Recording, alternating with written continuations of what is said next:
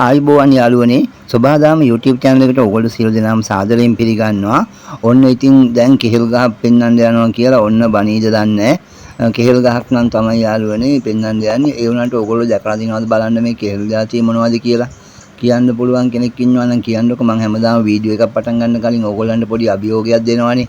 බලන්න ඕන ලං කරලත් පෙන්නවා කියන්න පුළුවන්ද කියලා. මොකද නිතරම කෙහෙල් කෑන් එක එක්කෙනා දකින්න උනාට මේ කෙහෙල් වර්ගය හරි දුර්ලභයි. ඉතින් මම බොහොම අමාරුවෙන් අපේ ගෙදර මේක හිටවගත්තේ. බොහොම අමාරුවෙන් කෙන යාළුවෙක්ගෙන් ඉල්ලලා පැලයක් ගෙනල්ලා හිටවගත්තේ. ඉතින් දැන් හරි සතුටුයි. ඒක වැඩි ලොකු ගහක් වුණ නැති වුණාට මේ ගස් වර්ගය වැඩි ලොකු විශාල ගස් වෙන්නේ නැහැ. පොඩි ගස් තමයි හැදෙන්නේ. ඔය වගේ ඇවරි 4-5ක් තමයි කෙහෙල් කම් වැටෙන්නේ. නම කියන්න කාලේ ඇති. කියන්න පුළුවන්ද? නිකන් කන දිහා බලලවත් කියන්න දැනීම තියනවද නැද්ද? කමන්නේ මං කියන්නම්. ඔයාලා හිතපු එක හරිද කියලා බලන්නකෝ යාළුවනේ.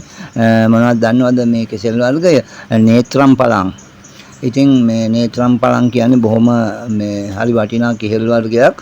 මොකද හරි දුර්ලභයි. බොහොම ටිකයි මේ ප්‍රදේශවල තියෙන්නේ. මේවා නිකන් වියලි කලාපයේ වගේ සෞම්‍ය දේශ ගුණෙත් හැදෙනවා. සීත දේශ ගුණේ හැදෙනවා අඩුයි කියලා තමයි වාර්තා වෙන්නේ. ඉතින් මේ විදිහට ඔය මූල මේ පීඩෙන් දෙනකොටම අනිත් කෙසෙල්කම් වල වගේම ඔය පැල හැදෙනවා.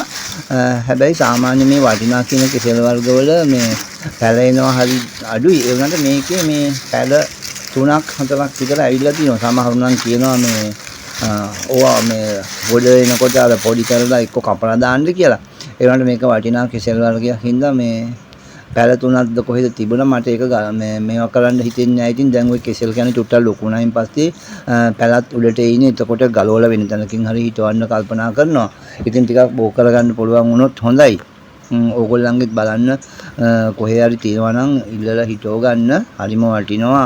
වටිනවා කියන්නේ ඉතින් අපි ගෙදර හැදිලා කනකොට අපි කඩෙන් අරගෙන කන්නේ නෑනේ. නේත්‍රම් පලං කෙහෙල් ඇවරියක් සාමාන්‍ය රුපියල් 1500 2000ක් විතර එනවා. ගෙඩියක මිල බැලුවොත් එහෙම රුපියල් 150කට වැඩි යාළුවනේ. මේකේ කෙසෙල් කන හැදුනායින් පස්සේ කෙහෙල් කන් එන්නේ අර ඇඟිලි ඇද වෙලා වගේ අනිත් පැත්තට තමයි කෙහෙල් ඇවරිය එන අතට නෙමෙයි මේ කෙහෙල් කන ලොකුම ඔය දැන් නිකන් තිබුණාට කෙහෙල් කන ලොකු වෙලා ගෙඩි මහත් වෙලා එනකොට අනිත් පැත්තට තමයි නිකන් ඇඟිලි විකෘති වෙලා අනිත් පැත්ත හැරිලා වගේ තමයි හැදෙන්නේ.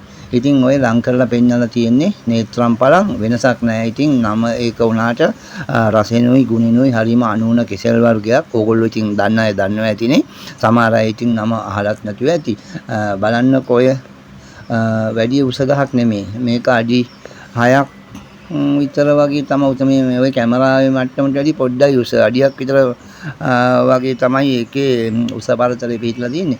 ඉතින් ඕගොල්ලෝ දැකපු නැති කෙනෙක් ඉන්නවා නම් බලා ගන්න තමයි මම වීඩියෝ එක ගෙනාවේ.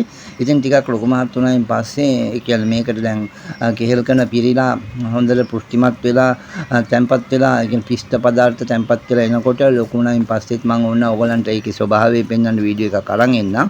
හොඳයි යාළුවනේ. එහෙනම් බොහොම ස්තුතියි වීඩියෝ එක නරඹුවාට. ඉතින් මේක දුර්ලභ දෙයක් නිසා ඔයගලන්ට බලන්න මම අරගෙන ආවේ.